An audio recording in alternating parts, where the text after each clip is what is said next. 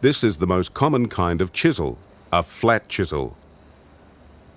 It's made of high-quality steel, and the end is tempered and hardened because it has to be harder than any of the metals you're likely to want to cut with it.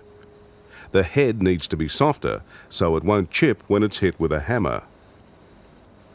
Safety goggles should always be used. This nut is so corroded it's frozen onto the bolt.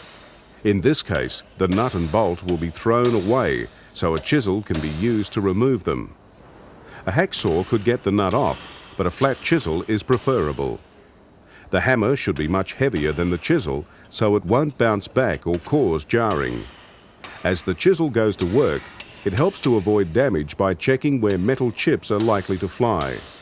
A couple of sharp blows and it's off. This is a crosscut chisel. It's called crosscut because the sharpened edge is across the blade width. This chisel narrows down along the stock, so it's good for getting in grooves. It's used for cleaning out or even making keyways. The flying chips of metal should always be directed away from the user.